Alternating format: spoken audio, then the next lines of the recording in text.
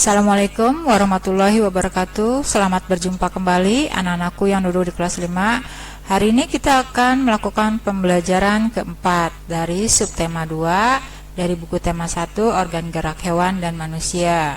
Sebelumnya Ibu minta untuk subscribe-nya dulu karena subscribe itu gratis.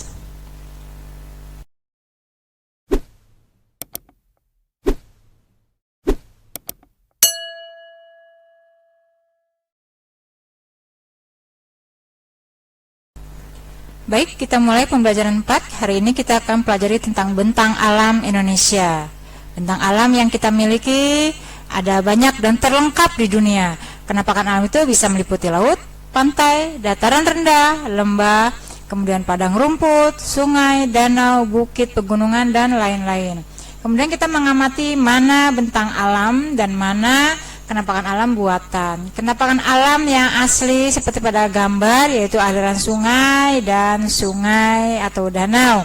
Sedangkan yang buatan manusia itu ada pesawahan dengan jalan raya atau bendungan yang dibuat oleh manusia. Sengaja dibuat untuk kepentingan kependudukan atau kepentingan area pesawahan atau kepentingan ekonomi, itu semua buatan manusia. Sedangkan penampakan alam yang asli bisa gunung, pantai, sungai, semuanya asli ciptaan Tuhan yang Maha Esa. Penampakan alam apakah yang tampak pada gambar di atas? Tadi sudah disebutkan ada aliran sungai, ada gunung.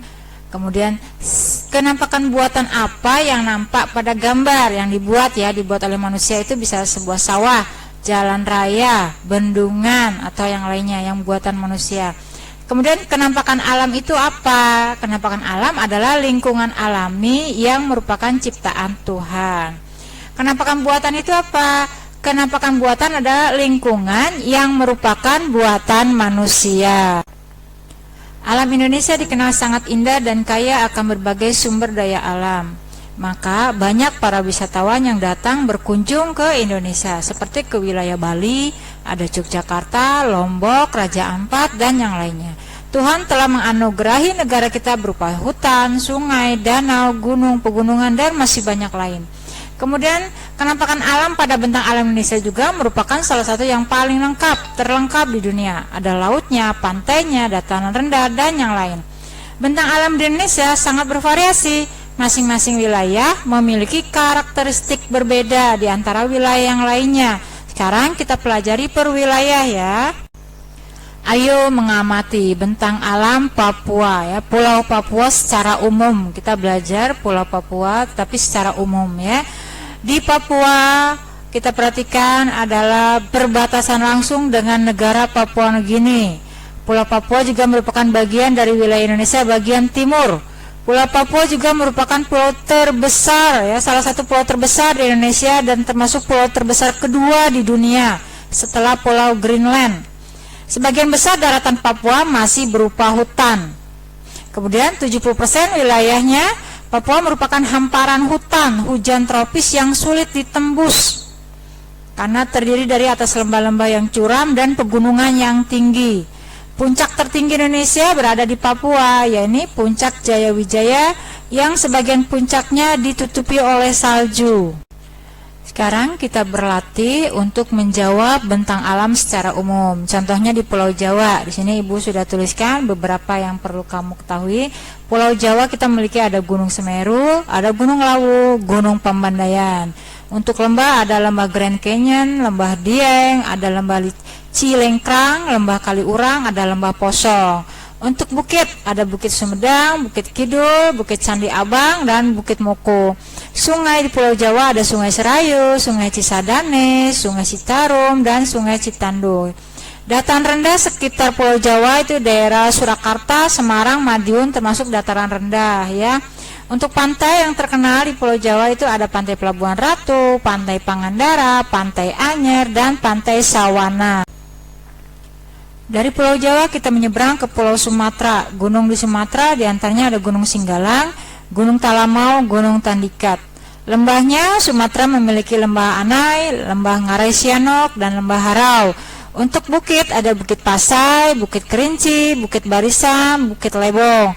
Untuk sungai di Sumatera ada Sungai Asahan, Sungai Barumun, Sungai Kampar, dan Sungai Indragiri. Dataran rendah daerah Sumatera ada Anggi Gaji, Lipa Campat, Air Hitam. Pantai yang di Sumatera bisa Pantai Lampuk, Pantai Sorake, dan Pantai Rupat, dan masih banyak pantai yang lainnya lagi. Untuk Pulau Kalimantan, gunungnya ada Gunung Palung, Gunung Halau-Halau, Gunung Niut. Lembahnya ada Lembah Bawang, Lembah Kahung, dan Lembah Hijau. Bukitnya ada Bukit Jamur, Bukit Sepancong, Bukit Kelam, Bukit Daya. Untuk sungai ada Sungai Barito, Sungai Rajang, Sungai Kapuas, Sungai Mahakam. Dataran rendahnya dari pasir, daerah Redep, daerah Selor, Teluk Melano. Pantainya di Kalimantan ada Pantai Lamaru, Pantai Mangga, Segara Sari, atau Pantai Melawai. Untuk Pulau Sulawesi, gunungnya ada Gunung Awu, Gunung Lokon, Gunung Kelabat, dan Gunung Mahayu. Lembahnya Lembah Bada, Lembah Napa. Bukitnya ada Bukit Saleta, Bukit Kamiri, Bukit Pakbau. Sungai ada Sungai Tondano, Sungai Marisa, Sungai Paguyaman, Sungai Bongka, Sungai Lariang. Dataran rendah di Sulawesi kebanyakan daerah Maros, Baru, Mamuju, Bulukumba. Untuk pantai di Sulawesi ada Pantai Pal, Pantai Malalayang, Pantai Pulisan, Pantai Likupang. Untuk Pulau Papua ada gunungnya Gunung Dom, Puncak Trikora, dan juga Gunung Yamin. Untuk lembah ada Lembah Baliem, Lembah Kaputo, Lembah Surgi. Bukit ada Bukit Arfak, Bukit Kobre. Sungainya ada Sungai Baliem, Bian, Plai, Sungai Digul juga ada, Sungai Braza. Dataran rendah di Papua, daerah pesisir Arafuru dan Teluk Papua. Kebanyakan daerah pesisir ya di Papua dataran rendahnya. Kemudian ada pantai, Pantai Harlem, Pantai Yenbaba, Pantai Keironi, dan Pantai Raja Ampat.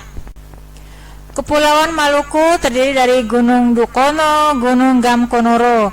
Lembahnya ada Lembah Agro, Aliamato, Manusela, dan Weyapo. Bukit ada Bukit Gamsunoro, Bukit Binaya, Laguna, Masbait. Sungai di Maluku ada Sungai Apu, Sungai Eti, Sungai Kawa, Masiwang, Salawai, dan Sungai Tala. Dataran rendahnya sekitar area Ambon dan Pulau Seram. Pantai di Maluku ada Pantai Selam, Pantai Selam Skuba, Pantai Namalatu, Pantai Ora, Pantai Sulamadaha. Untuk Pulau Bali ada Gunung Agung, Gunung Batur, Gunung Lesuk. Lembahnya ada Lembah Pantunan, Tukat, Melangit. Bukit ada Bukit Asa, Putung, Campuhan, Guungan. Untuk sungai ada Sungai Melaya, Sangiang Gede, Belatung, Guning. Kemudian dataran rendahnya daerah Gianyar, daerah Batu, dan daerah Tabanan. Pantai ada Pantai Jimbaran, Pantai Kute Bali, Pantai Sanur, Pantai Pandawa, dan masih banyak lagi. Untuk Kepulauan Nusa Tenggara ada Gunung Lewotolo, ada Gunung Ineri, Gunung Lewetobi. Untuk lembah ada Lembah Bola Palebo, Lembah Rinjani. Bukit ada Bukit Tenau, Wolowiu, Cinta, Matar. Sungai ada Sungai Bananain, Kabaniru, Sungai Nelbesi. Dataran rembuknya sekitar daerah Lombok, Flores, Sumbawa. Nah itu dataran rendahnya. Pantainya ada Pantai Gilimeno, Seger, Pink Beach, dan Tablolong. Ayo mengamati. Kamu telah mengetahui bentuk muka bumi dan bentang alam Pulau Papua. Sekarang giliranmu untuk mencari tahu bentuk muka bumi atau bentang alam di provinsimu. Untuk membantumu, kamu dapat melakukan studi pustaka dengan membaca-baca buku atau melihat-lihat di internet atau di sumber-sumber yang terpercaya lainnya seperti majalah, buku pustaka, internet untuk mengetahui bentang alam yang ada di sekitar tempat tinggalmu. Bentang alam wilayah Indonesia yang bervariasi tidak terlepas dari keadaan iklim di Indonesia. Iklim adalah keadaan rata-rata cuaca pada suatu wilayah dalam jangka waktu yang relatif lama. Ingat, dicatat itu ya, dalam waktu yang relatif lama. Contohnya Indonesia beriklim tropis, maka seluruh rakyat Indonesia mengalami iklim tropis gitu ya. Kemudian cuaca adalah keadaan suhu udara, kelembaban utara, curah hujan, angin, sinar matahari itu di tempat tertentu dan waktunya pendek.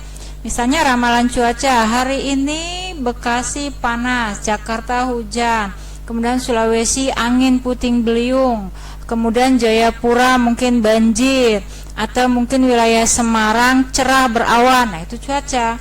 Masing-masing tempat berbeda dan jangkanya pendek. Misalnya pagi hujan, siang panas, sore berawan. Nah, itu cuaca. Jadi paham ya perbedaan cuaca dengan iklim.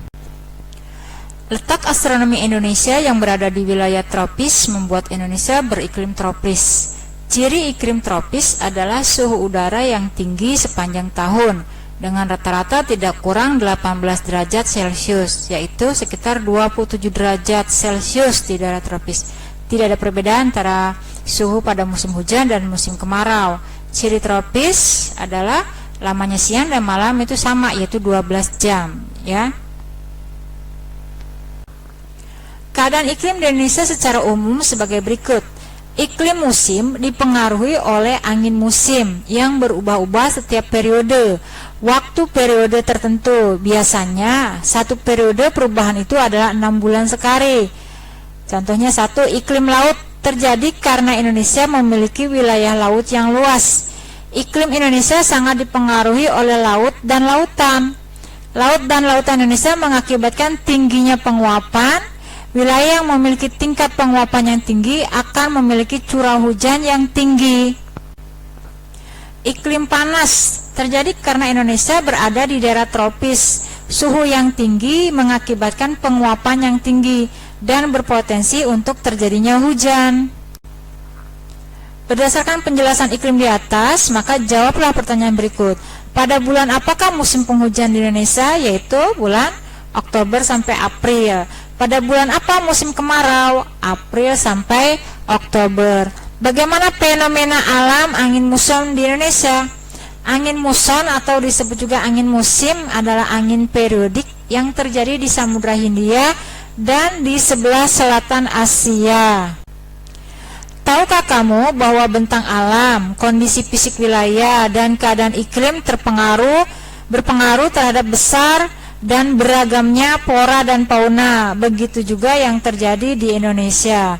Nah, kita baca sekarang beragam flora dan fauna di Indonesia.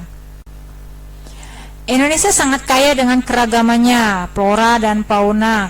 Keanekaragaman hayati Indonesia termasuk 3 besar di dunia, bersama dengan Brazil dan Amerika Serikat, dan Zaire di Afrika.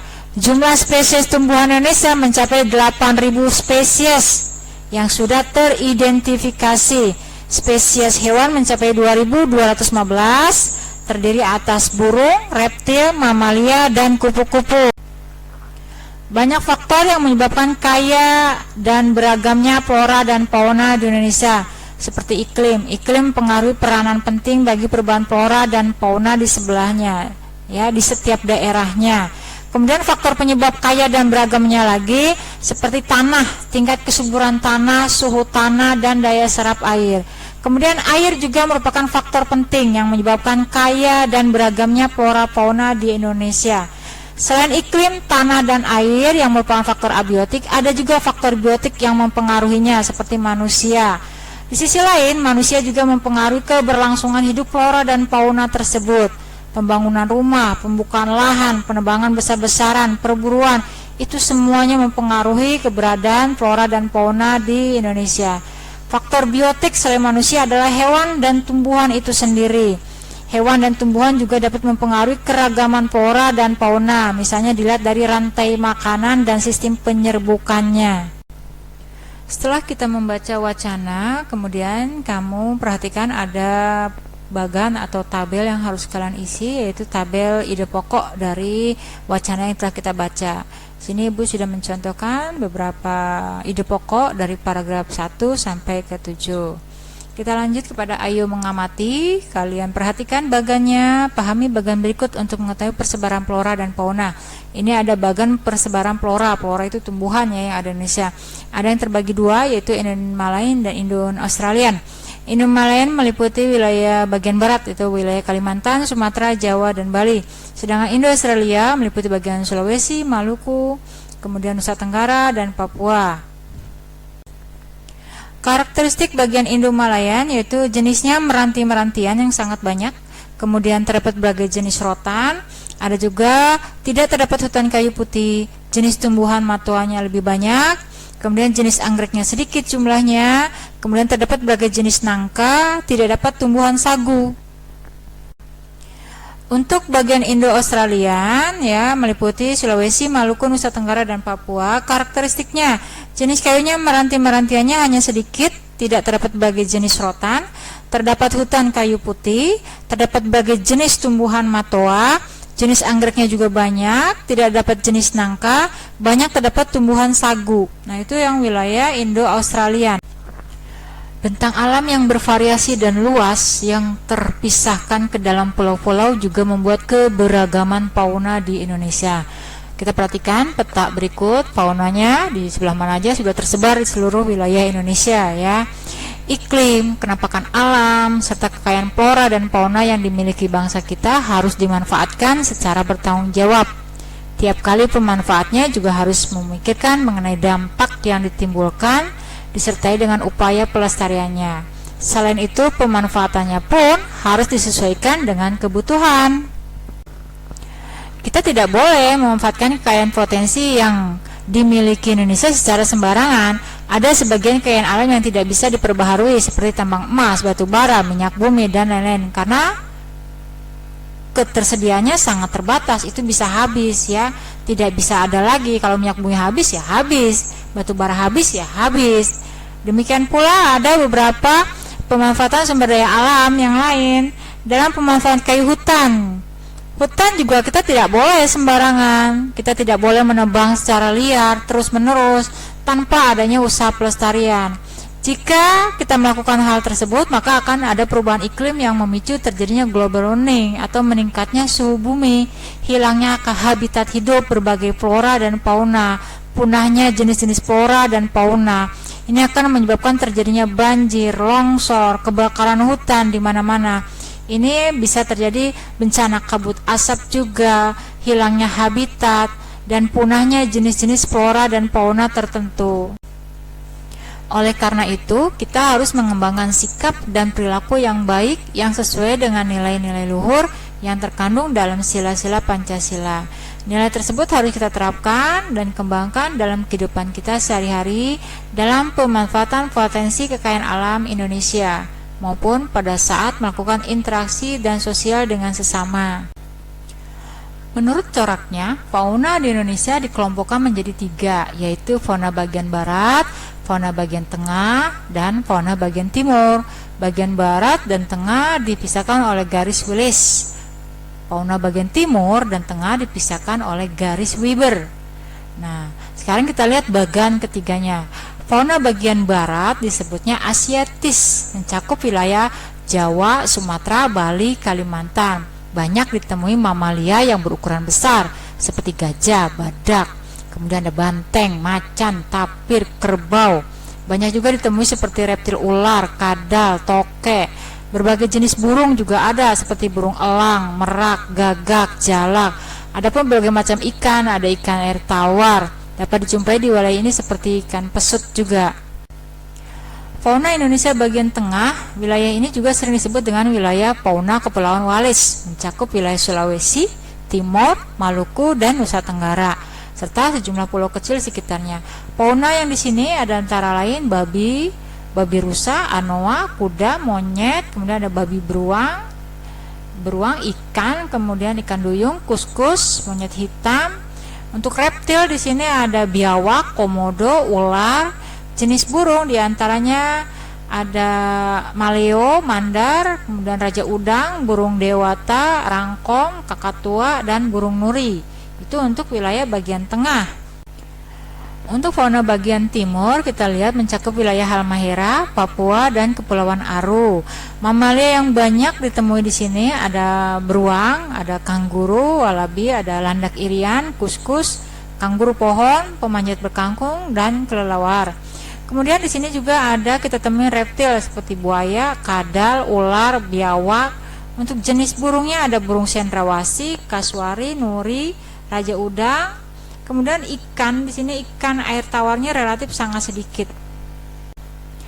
Ayo berlatih, pasangkanlah dengan garis antar pernyataan dan yang mencerminkan pasangan nilai-nilai dengan sila-sila Pancasila yang sesuai. Di sisi kiri ada sila-silanya, sila 1 sampai 5. Di sisi kanan kita lihat ada pernyataan-pernyataan. Kamu cari pernyataan yang sesuai dengan silanya. Contohnya, menggunakan hak pilih dalam pemilu. Menurut kamu itu sila keberapa? Sila ke-1 kah, kedua kah, ketiga atau keempat? Kalian tinggal hubungkan menggunakan garis ya, menggunakan garis panjang, pendek. Kalau misalnya sila 1 yang mana pasangannya, sila kedua yang mana, menjenguk teman yang sakit itu pasangannya sila yang mana. Ini mudah, ibu rasa semuanya bisa. Kemudian kita lanjut yang berikutnya. Mengamati, amati gambar berikut. Berilah tanda centang pada gambar yang menunjukkan perilaku yang sesuai dengan nilai Pancasila. Berilah tanda silang pada gambar yang menunjukkan perilaku yang tidak sesuai dengan nilai Pancasila. Nah, sekarang kamu tinggal centang aja. Kalau sesuai dengan Pancasila, kamu centang. Kalau tidak sesuai, kamu silang. Mudah ya. Segala perbuatan yang kita lakukan haruslah bisa dipertanggungjawabkan baik kepada diri sendiri, keluarga, masyarakat, maupun Tuhan Yang Maha Esa. Kita juga harus siap menerima akibat dari setiap perbuatan yang kita lakukan, seperti pujian atau cemoohan, hadiah atau hukuman, pahala atau dosa. Contohnya, jika kita membuang sampah ke sungai, maka kita harus terima akibatnya, yakni banjir. Jika kita menebang hutan, maka kita harus siap menerima akibatnya tanah longsor. Demikian seterusnya. Perilaku manusia terhadap perubahan alam lurus dengan berencana. Ayo renungkan, amati kondisi sumber daya alam di lingkunganmu. Di sini ada tabel, kamu tinggal mengisi ya. Kalau kamu dekat dengan sungai, kamu centang sungainya baik ataukah buruk. Kalau kamu dekat hutan, tinggal dicentang hutan tersebut kira-kira baik, hijau, ataukah buruk, kering kerontang. Kemudian pohon dan tumbuhan di lingkunganmu bagaimana, keadaannya baik ataukah kurang baik, tinggal dicentang. Hewan juga demikian, kamu perhatikan hewan yang ada di sekitarmu, baikkah atau kurang baik. Ini renungan kita bersama tentang perilaku kita terhadap alam lingkungan. Baik anak-anakku, pembelajaran hari ini cukup. Ibu ucapkan wassalamualaikum warahmatullahi wabarakatuh.